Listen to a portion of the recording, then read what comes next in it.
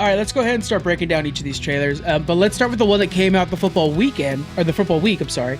And let's get started with Fantastic Four: First Steps. To me, I wanted to see what the Thing looks like, and we definitely got a lot of that. And he's more comic book accurate than we've ever seen him in live action. I was blown away by that, and the entire vibe, the '60s vibe. I think that's selling this movie harder than anything else is to me. I'm excited to visit this world. What are your guys' thoughts on this trailer? Yeah, I like the vibe too. It feels like they really made it cohesive. Like they did put a lot to make it all kind of fit together, but not in a way that it can't also translate into the rest of the MCU. Yeah. And I do like the look of the Thing, but I don't think, or so far, I'm not in love with the voice. I feel like, when you see him, you're going to expect kind of a rough, gruff, gravelly kind of voice, and he's just doesn't have that. Maybe he'll play into it a little bit later, or we'll just get used to it. But he kind of reminds me of the rock guy from Thor. I can't remember his name now. Korg? Yeah. Korg, Yeah. How like you see him, same thing. He has this like kind of nasally, whiny voice, and they're like, wow, that totally doesn't seem like a rock character, but maybe we'll get used to it with him quick. Yeah, I think that's a fair thing, and I've seen that, but a lot of people have rightly pointed out his voice doesn't change. So like when you look at the cartoons and stuff from like the 80s and everything, like that's one part or aspect of the Thing that doesn't really change. People do have that idea, right? Because you hear him clap, you see his face, but like his voice for the most part is the same because nothing internally really has changed for him. He's still blood and skin and muscle in there. So that's like the interesting thing about it. I also do like, just other people pointed out, for people who grew up in New York, he has a perfect New York accent. And that's what he's supposed to sound like. He's supposed to sound like a Yancey Street guy, like, hey, let's put a little extra garlic in there, not because it's not delicious, just needs a little zip. And so like I do like Evan's voice for me personally, just because I think he's a perfect match for the character. Like when I read the comics, you're right, like it doesn't necessarily, I don't read it in Evan's voice, but I do have a voice that sounds like Evan's. And so for me, it really works, I think, in a lot of ways. And him being Jewish and the character being Jewish, I just I don't know who else they would have picked. Like, it just seems so spot on for me in some ways. So I love the Thing in this. I think he stole the show. The part where he's looking at the video of him pre-launch as like a human, normal human, and then the TV shuts off and he's staring back at himself and you can just see how destroyed he is. Like, yes, that is the Thing. I think they nailed it on that. And then we haven't even gotten to like all, you guys kind of brought it up a little bit of like the vibe and everything. God, the vibe is just so right for this trailer. It's so good. Yeah. With his voice, I never really thought about the Thing's voice in comic book and stuff like that, but now I'm wanting to revisit it. I guess I don't know enough about him for that, but I do want to add for the sound design that we don't hear in other things is his name being Thing is going to be fun. We keep messing with that. Here's the other thing, is the constant move of gravel while he's moving around. Like it's in the textures, and I think I hear it like in the video game version of him, but I don't remember ever hearing it in the movie version of him, where it's just constantly this undertone of like gravel moving as he's like touching things, which shows that like it's like layers deep, the rocks that are on his skin, and so like the layers are moving underneath him. So that's just kind of a cool little audio design I thought that they did, and I can't wait to see that play out throughout an entire film. It's cool. Yeah, the sound effects, the score in that trailer, and how they sync it up with all the different characters intercutting. Yeah. Damn, that was such a good trailer. And, I think we put it out there on one of our many, many pages and stuff, but it was like, which one do people like more, the Superman trailer or the Fantastic Four? And on that thread, I remember like it was 75% of people said they like the Fantastic Four trailer more. Yeah. So I thought that was pretty interesting, although they're both really hopeful. They're both really like, this is going to be a fun, positive movie, which I'm super on board with. The real world sucks right now. So I just kind of want like to escape to something. And God, just the way that Pedro's playing it up, or Invisible Woman being this heart that's going to like bind the team, or Johnny being this young kid who's trying to figure out life, and then the Thing adapting to his whole life being flipped upside down. All of that stuff I think is apparent in this short trailer. And then you throw in Galactus looming over New York City. Oh no. God, dude, it is. I'm so on board. I'm gonna watch this movie like 3 times when it opens the same day. For real. Speaking of that, Pedro and the Invisible Woman and Mr. Fantastic relationship, I think we're gonna see a lot of that Mr. Fantastic diving into his work, seeing that it's what's going to save humanity. And on the other side of that, Sue is the one that's like keeping the family together, keeping him kind of, centered. And it's like she's expanding her force field around the family to protect everybody together. I think there's a lot with that couple, and I think this is going to be a really good example of seeing how that couple works to get better together. And everything we're seeing, all the art I'm seeing coming out of this is always the two together. Very little of one by themselves. It's like the duo together. That is such a cool, and I think that, I don't think this planet has long to live. I think we're going to see the end of this planet by the end of this movie. But maybe she's pregnant at the end of it, because one of the things that's not been explored in live action so far, but is vital in the comics, is their two kids. So it would be awesome if we got a little teaser like, by the way, not only we're in a new universe, we're bringing new life. Yeah. Cool. And there's hints at it too in the trailer, especially the scene where she walks in to see Johnny. Like, if you look at her shirt, maybe it would be a really tiny bump, but it looks like there's a little bit of bump.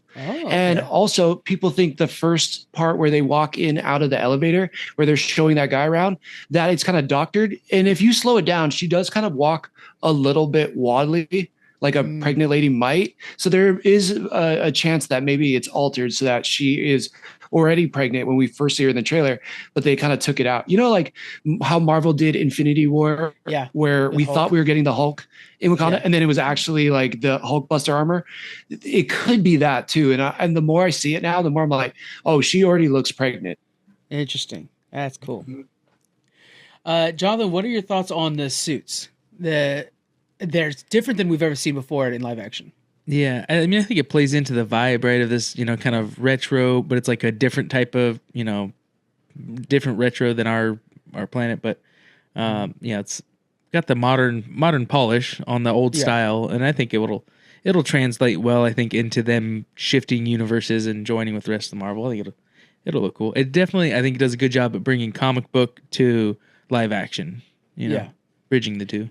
Is that more important now today than it has been in the recent history? Because I think that's one of the things people complain online about everything. But as long as you stick to the comic books, then there's nothing to complain about. The thing you guys like is what it's based off of. Do you think that that's something that both Marvel and DC are trying to strive for? Well, I think that does good if you only want the comic book fans to go to the theaters. But if you're trying to get the mass audience, then you got to find a way to bridge the two, which I think they do good here. But we've seen movies, I can't think off the top of my head of them, but we've seen movies before that stick too rigidly to the comic books, and it doesn't. Watchmen, probably. There you go. Yeah, it doesn't really translate well on screen, and vice versa. We've seen comic book stories be bastardized, and doesn't have any of the original content or anything. Yeah. So hopefully, we'll see. But it looks like visually that's a kind of a good mix of the two. I think one of the elements that might be a problem is, again, with Galactus. As much as I'm excited to see Galactus, I think for those who might not be necessarily familiar with the story, a giant dude standing next to Earth might not look cool, Yeah. I think what Marvel did that was really smart, and I know a lot of people don't like this movie, but the Eternals, having that and having Celestials out there and us becoming more comfortable with it, I think that was I feel like I said this back when the Eternals came out, but it was like they need to make that happen so that we accept Galactus. Because if we don't have these other godly, enormous beings out there, then Galactus shows up and he just starts like stomping on the city. We'd be like, okay, Marvel's lost it.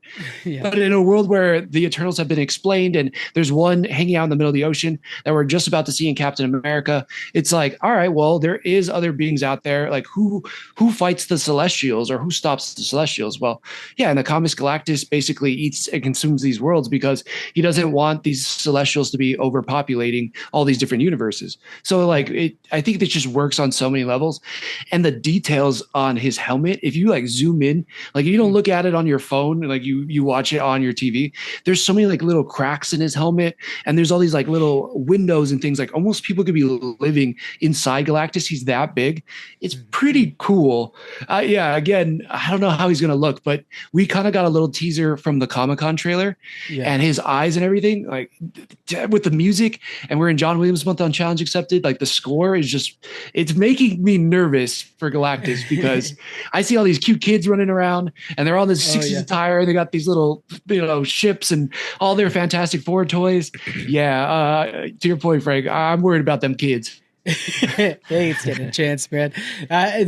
That's going to be so fun to see this like family that's well established in the 60s universe. Like we keep calling it 60s, but a lot of the technology that they're showing off is modern technology. So it's not that it's 60s exactly. It's just that it's that look like has 60s. kept going. Right.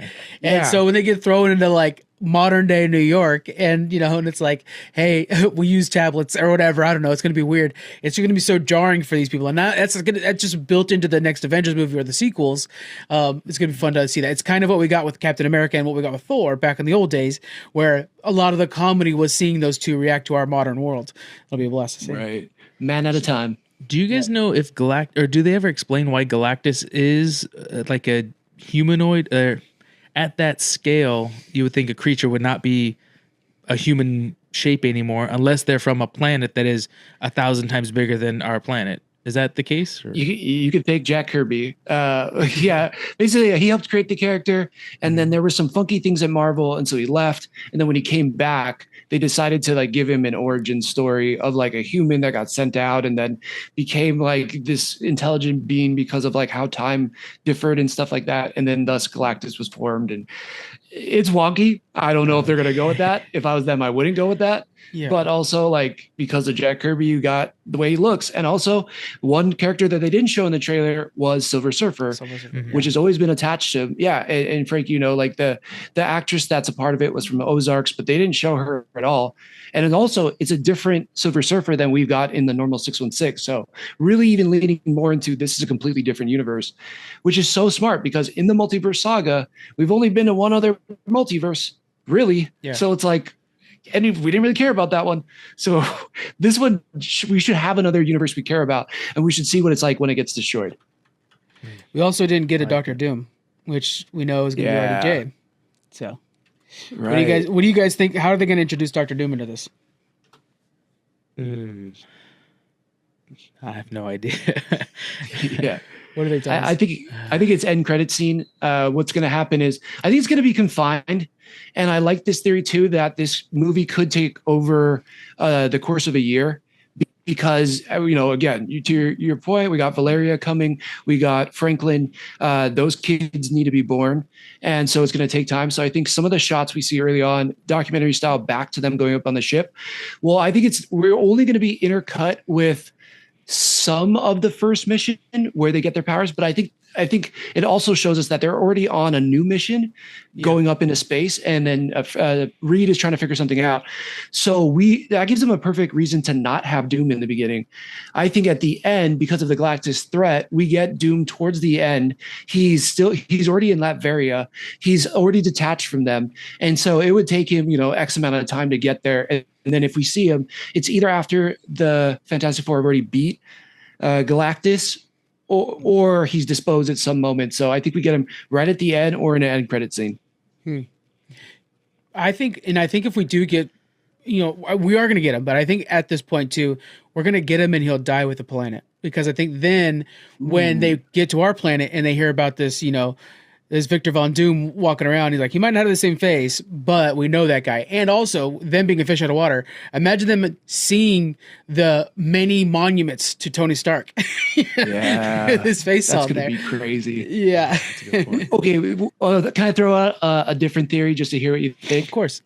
Okay, so what if he actually escapes, but not with the Fantastic Four? He escapes his own way, and then he uses the fact that this whole universe got destroyed as motivation to not let it happen in his new universe. Oh, I like that. Yeah. Yeah. So I don't know. I mean, I think there's so many ways you could do Doom, but that would be such an easy way to be like, listen, your Tony Stark is dead. I have the answers. This guy's going to screw you over. He's the reason Galactus came and destroyed this other universe. I'm your answer. That would be weird because they're heroes in this universe. So if they go to ours after Victor did that, then they would be seen as vilified like the X-Men are. And it would be such a different position for them to be in. They're not the hero astronauts anymore. Yeah. But with this, I mean, will people believe him or will people believe them? Who knows? they'll probably won't believe him at first, but then after this next Avengers movie, when things take a turn, and all of a sudden he's ruling their world, that's a little different. Exactly. I don't know if you remember that Voyager episode, Frank, where there's the two ships out of sync with each other, out of phase with each other. The whole time you're rooting for there's one that you think's going to survive and one that's not. Well, it's the one that's almost completely destroyed that's able to, get out of sync and be repaired or whatever. So the good one had to be sacrificed. I love Voyager. Yay. That's heartbreaking. Okay, so I had to look it up because I was like, that doesn't sound 100%. But so here it is: the origins to Galactus. So Galen, it was his first name, and he came from a planet called Ta, which is from the universe before. Because this is like the 7th version of the universe. That's right. Yep. So he's from the universe before, and then he survives the destruction of his universe, comes out of the cosmic egg with all kinds of new power because he survived and he's in a new universe. And he finds out that this power, to fuel it, needs the consumption of planets. So then he starts consuming planets. Yeah. And he comes across Silver Surfer's planet. I can't remember his name exactly, but in a desperate plea to save his family, Silver Surfer's like, there it is, yes. And he's like, please let me try to find you in uninhabited planets and stuff like that to kind of like feed you. I'll help feed you first so that you don't take my planet. And so he's kind of the herald, as in he warns people that Galactus is coming so that you can escape the planet and give you time to get off the planet so he could eat it. So I was like, I know he's from a previous universe. I was trying to remember how that happened. I think I got Silver Surfer's origin like mixed in there. Yeah. Because they've also changed him where he was like a cube or whatever, but yes, that's it for sure. And I'm just such a big Donny Cates fan, and when Thor became the Herald for a while there, it was like, oh, so good. So good, dude. Thor as a Herald is incredible. There's so much they could do with it, but I'm excited to see the actress who plays Shala Baal in this. It's like, I'm gonna see how she does. It's gonna be cool. It's gonna be good. All right, let's move on to our next trailer here. We'll stick with Marvel for a while. We got Thunderbolts. This trailer, the reaction I'm seeing online is, for a lot of people, this was the trailer that convinced them this was going to be a good movie. I think, and we were talking about this a little bit before this, Thomas. I think one of the problems is that Marvel leaned in with a comedy with all the trailers for Thunderbolts so far, and this is the first one to show Sentry, to show the threat that's out there, to show that they might not win this battle, and that is reassuring to the Winter Soldier fans, to the people who like the more grounded heroes, and not necessarily like Suicide Squad's cool, but they get past the jokes pretty quickly and they have to win. And so if you're going to do a Suicide Squad of Marvel, you have to get past the jokes quickly and win. And I think that was a big hit. What do you think, Thomas? Yeah, definitely. I think you're right. This trailer showed all the stakes.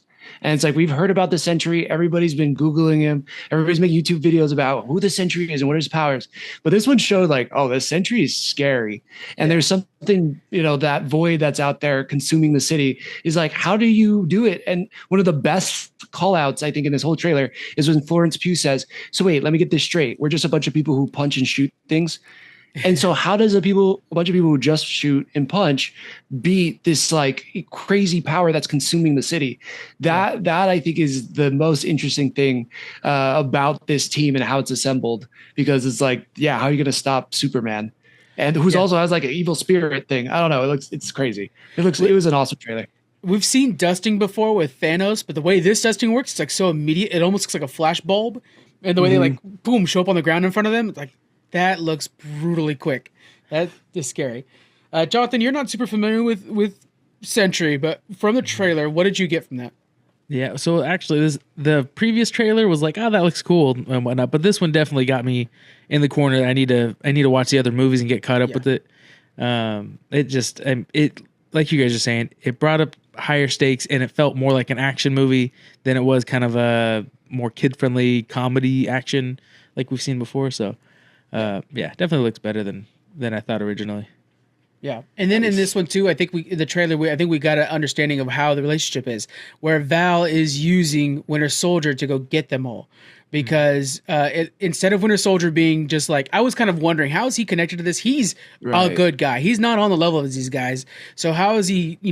And it sounds like Val, who she represents the United States government and the relationship with the superhumans. Is like, hey, go get these kids, and then the Avengers are not coming back. It'll be interesting. That is interesting, because I sorry, not to be that guy again. I feel like I have a counter theory as to Yeah. So when you see that, like the trailer opens up with Julia Louis-Dreyfus, right? And then you see Bucky, and she's like, "The Avengers are not here anymore." He kind of looks upset about it. I have a feeling that he goes off to basically stop Val. So I think he assembles the Thunderbolts to kind of go against her because her ace up her sleeve is the Sentry. Oh, And so I love that. yeah, so I don't know. It came across to me that because we see in this trailer too that Bucky's recruiting them. And I was like, wait, what the heck? Because the first trailer, all we saw was him chasing behind them. He blows up the car. He punches the ground with that rope on his metal arm, and then they go flying, right? But in this one, it looks like he's actually not trying to hunt them down. He's trying to recruit them. So for me, I think like he's actually recruiting them because he knows Val has this like super weapon, and he can't stop them by himself. So that's kind of where my head went with. I don't know, it could be completely wrong, but I think I was like, whoa, what if he's trying to get them on his side? What do you think? We do have that scene where they all wake up. We know that we're going to get a scene where they all kind of like wake up in a room and find out that Sentry's in there, but he's just Bob or whatever. So there is something where like, are they testing them out at that point? And then at that, we're all wondering, what's the asterisk? So what if that asterisk is that Bucky's out there trying to make the Avengers? So the asterisk is because he keeps calling them the Avengers, and then Thunderbolt's name keeps coming up. That could be, kind of, because like maybe both two different sides are saying the name Avengers, which in the comic books are West Coast Avengers and stuff like that too. But like maybe that's what's going on. It's like everybody keeps using the name Avengers, so they have to use Thunderbolts asterisk. Yeah. I dig it. I like that theory too. That'd be amazing. It'd be so cool. We got Coleman Domingo in Your Friendly Neighborhood Spider-Man. He's gone out publicly and said he'd like to be Norman Osborn for the MCU, like the live action. It'd be cool if all of a sudden he popped up at the end and like really did make the Dark Avengers. Like that would be sick. So who knows? He's such a good Norman Osborn. He's probably the best part of that show. And then we're starting to get a little bit more of each of the characters too. Yelena seems to be a highlight to me. I think her relationship with Red Guardian, and then we also got a little bit of Bucky and Red Guardian, because with the What If, those two were kind of palling around, and I was like, this is what I want to see more of. And then in this one, we finally got them kind of chatting, kind of doing some jokes while they were smashing a car into a thing. So the relationships coming out of this might be fun to kind of expand upon further in the MCU. So it could be a good starting ground. He's like, that guy is so cool. Yeah, where he's interrogating them. Oh man, I love that. Oh man. All right, and then let's go ahead and head over to How to Train Your Dragon. We got another one for that. This one actually shows a lot more dragons. Jonathan, you're the dad of the crew. Is this a movie you'd bring Marco to? Yeah, I think definitely. I mean, he's only 4 or about to be 4, so he's very much into full cartoon shows right now still. But I think this is something that he'll at least be entertained by while I can enjoy it. Something that he'll sit through. But I think it looks like a really good adaptation. we're seeing a lot of this stuff. I think I would have loved for this to be a series instead of just a movie. But we'll see. Maybe the movie will be a big hit, and then they'll do a series afterwards or something like that. But yeah, it looks cool. I'm excited for it. It seems like they're trying to be as close to the original as possible without putting any extra flourishes on it. Is that a good move or a bad move? I don't know. I think it's good. I mean, they're probably going to be telling the exact same story or almost exact same story, so it won't be fresh and exciting. But that's kind of what they've done with most of the remakes, right? Most of these live action remakes is keep the story pretty much the same. I think it's good. Yeah. From what I think I read somewhere, it's the exact same director that did the animated version. Mm-hmm. So he's trying to keep. He's like, I'm not going to mess with anything that I don't think needs to be messed with. Like all the scenes that we've kind of seen compared to the animated movie are like almost 1-for-1 recreations. So I think if anything, he's only going to add in stuff that like helps build up the story or things he couldn't do in the animated series, right? Yeah. So man, it looks badass. I think Toothless looks amazing. Yeah. Toothless looks really good. And then we got our first look at that big dragon they fight at the end, like the enemy, and he does look super imposing, the way he like is breaking mountains as he comes out and stuff. And it's like, that is something I wanted to see in live action. I didn't know it yet, but I do. Gerard Butler is so excited about this movie, seeing him returning to the same role as the dad. And seeing him so on board with the movie, which it's been a bit since I've seen him in anything, I'm happy to see him acting again because he's Leonidas forever, but you want him to be successful in other places. So yeah, it's looking really good. And we got our first look at Astrid too. Any thoughts on Astrid? I think she looks good.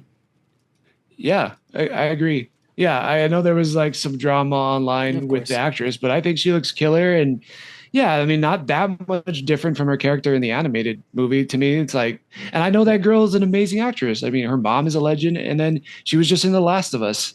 I mean, she's good. So yeah, I don't see any issues with her. I'm so ready for The Last of Us to come back. But yeah, it looks good. What I want is some more. I want some more footage that's not from the animated movie, if there is any. I think that would be really nice to kind of show like this is what else we're adding to this thing, just so that the conversation is not constantly around like this is a 1-to-1 adaptation. So that'd be slick. This is real sharp. Lilo and Stitch. We had Stitch that they did this little run around where he was running around on the field. Dad really liked it. Our dad really liked it.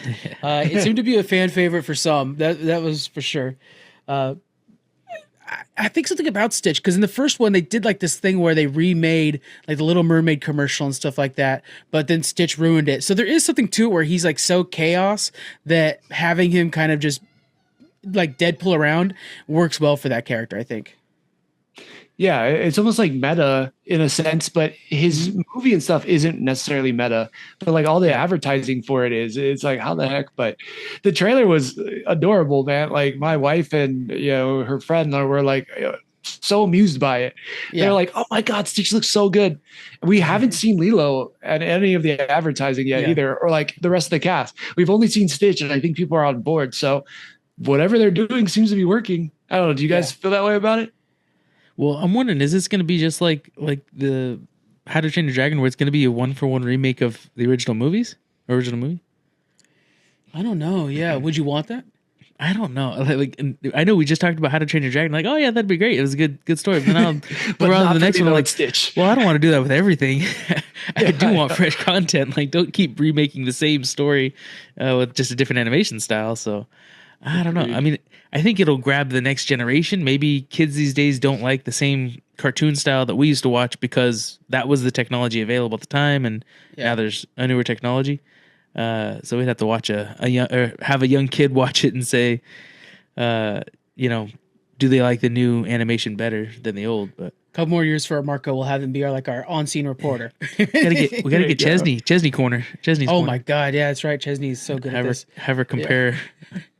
I don't know. Lion King is the only one I know that's we have Thomas here, who's literally from Hawaii. But one of the things I like to think about is how we'll get more of Hawaii. And I love 51st Dates. I could watch it any day because it was like a little slice of Hawaii. Like, I know this is probably all bullshit, but to me, it felt like real life Hawaii. And I think that's part of Lilo and Stitch was like, it wasn't the hotels, it was just like real life Hawaii. And so maybe with the movie we'll get more of that. With you here, Thomas, is anything I'm saying accurate at all? Yeah, no, I think that's really well said, actually. From 51st Dates, like Adam Sandler loves Hawaii, so he did all of it in Hawaii. And I agree with you. With Lilo and Stitch too, it needs to be, that's all part of the culture. So seeing it there, and actually they have a bunch of people who are native Hawaiians in the movie, like the girl that they have playing Lilo, I don't know her name, but she's adorable. She's actually Hawaiian. I love it. I think it's so great, and I would love to see it set in Hawaii. Like, I don't know where they're filming it, but yeah, I appreciate that. Yeah, you're a real ally, man, for us. For Hawaiian people. Yeah, our API friends out here. So I dig that. I am the kind of guy that steps off the boat and immediately gets my lay on and starts making jokes. Though I'm not. Don't get me wrong. Hey, you know what? Like, if you're coming respectful and you're there to have a good time and just give back, like, dude, have all the fun you want. We love it. But that was one of the things because I was a kid when I watched it, of course, a lot of us were, but I didn't know about the impact of Elvis in the Hawaiian community, and then like the way that she loved the Elvis albums, and then all of a sudden, like, that was a big part of the movie. I want that to be a big part of this movie too, and there was so much that was so cool, kind of exploring that world, and I think this is a good time for us to revisit it again and just flush it out more. Like, we could do it in live action now. Yeah, well, it's funny though. Oh yeah, Oh, go sorry. for it. Well, what I would love is if this does good. The series was so good from this movie. The series, Yeah, it was. animated series afterwards. If they want to do a live action version of that, would be so cool. Because I think the spaceship and the other aliens and stuff like that, I think that would look cool because the animation style that they're using for Stitch. So to see in the series, they would find a new experiment, new creature each episode, and they have to figure out how to integrate them into society some way that's productive and not chaotic.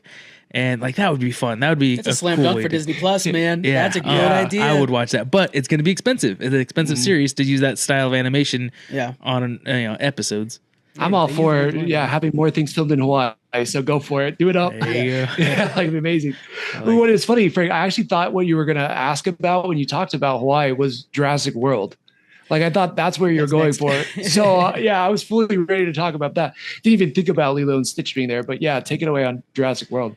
Jurassic World, we're heading to a new island. This is the island where they did all the experiments on it, and coming out July 2nd. Now, I've heard a lot of people who are like, I'm done with the Jurassic franchise. I don't care anymore. I just can't give it up. And so I'm always rooting for it.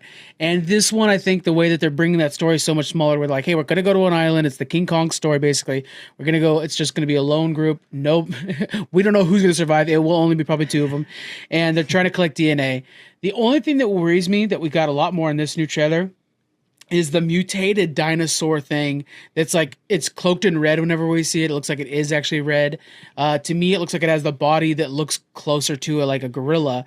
And I'm like, don't jump the shark with that thing, like bring this smaller, make the T-Rex the big threat. Like that's fine. What's your guys' reactions?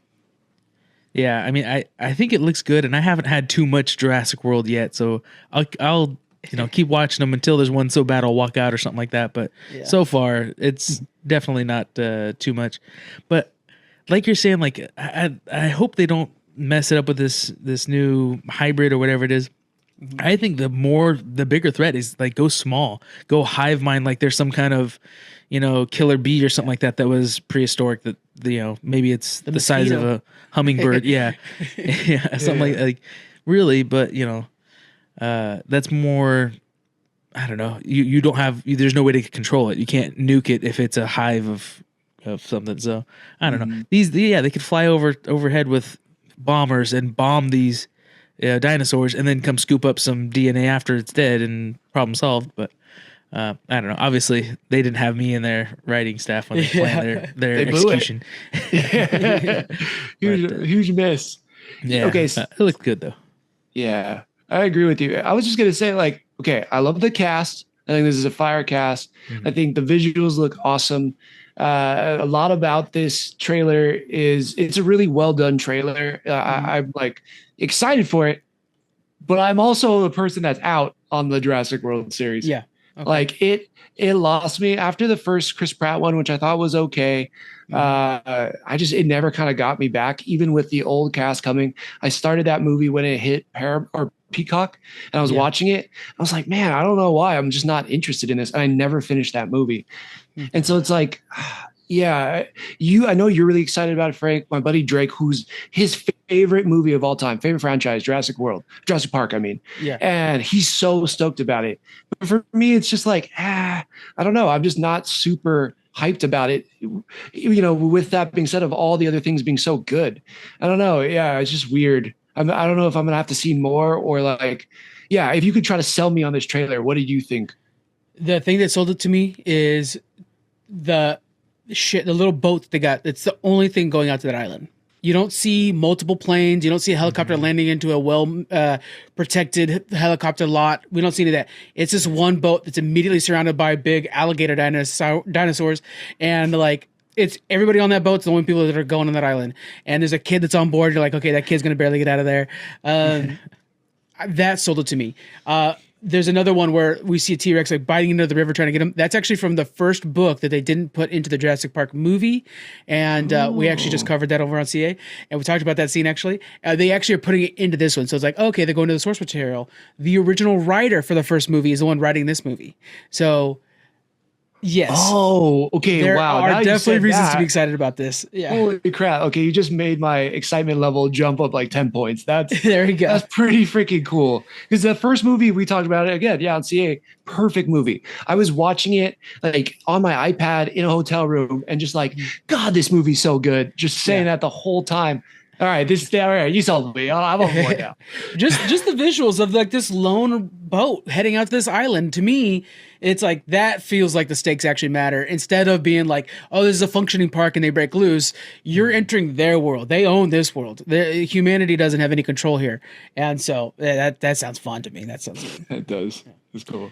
And that'll be out July 2nd. Okay, so looking at everything that was released over let's see, is there anything else? Let me just double check real quick. I don't think there was. Mission Impossible? Mission Impossible. Oh, Let's talk about Mission Impossible. This is going to be the final Mission Impossible, which I don't fully believe that because, he's not going to stop. Are you guys Mission Impossible fans? Not really. Jonathan's face says it all. I haven't seen like the last two I think that came out, so I'm way They're the behind. best too. I didn't watch the last one either, to your point, John, but like I am a fan now because we watched it on Challenge Accepted, which you challenged me to, and I was like, this is a great movie. And it was well done. It's a great crafted story, and like he's every bit the action hero that we think he is. He's so cool in it. And this trailer, he starts off running again, but I didn't watch the last one, so maybe I shouldn't talk. To me, they're never miss. Even the worst Mission Impossible, which I can't even think, probably number 3 really, but they're all super good in the fact that they're just like solid, well-crafted stories, like we were saying. The practical effects, we know that these stunts are actually happening. We already saw he's actually hanging from a biplane on this one. He's really doing that, and I have such respect for good cinema like that. Like this is one of those things where it's like, when we're looking at like the Fantastic Four stuff, or we're looking at the Thunderbolts stuff, or whatever, we see the CGI, we reckon with it, we have source material that we're bouncing off of. It doesn't feel original though, and while this franchise has been going on for a long time, there's like a 10th movie or something like that. It just feels like it's like well crafted summer blockbuster movies. It's a lot of the reasons people like Top Gun, going back to Tom Cruise on that. It's just like this is a blockbuster built to be that, and that's what I love about these things. Like this is the movie I was telling Jonathan, you got to see this in IMAX. It's the only way to watch these movies. And yeah, that it's just a visual feat and then like a solid story.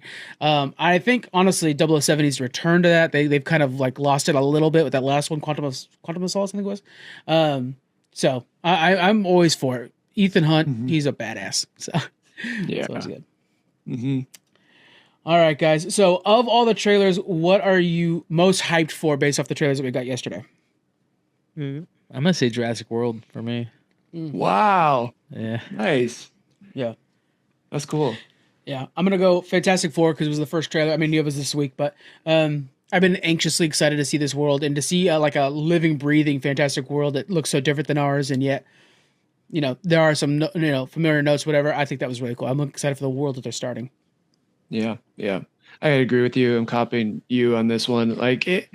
Out of all the trailers we've watched this year, like the trailers in themselves are an art form. You've talked about it on this show, Frank, but it's like there's so many elements to the Fantastic Four trailer. Don't get me wrong, Mission Impossible, insane stunts. Jurassic World, the dinosaurs look super cool. Like Lilo and Stitch. Well, Stitch is still cute and menacing. Like all of that stuff is there, but the amount of different things that you get from the Fantastic Four trailer, the heart of the characters, the setting that's completely unique, the CGI, the sadness in the thing, the drama from seeing Invisible Woman kind of fade in and out of Reed Richards' arms. It's just like, holy crap. And then Galactus steps on there and just covers New York. You're like, this is insane. Wild that we even got here. And then we have this cast of actors, but yeah, it looks like it's just going to transport you into like a completely different world. And I'm so excited to just step into this world, even for one movie, sadly, before it gets completely blown up. Yeah. We don't know. Maybe the MCU gets sucked into this world. You never know. Maybe they Dude, what if at the end of this, they see like the 616 Earth coming from space? Like you literally just see it. That'd be interesting. That happens in one of the comics where like the planets actually collide. Yeah, beginning of Secret Wars, I think, for Jonathan Hickman. Yeah. Oh, Dude, man. oh my God. Whoa, this made me even more excited. Man.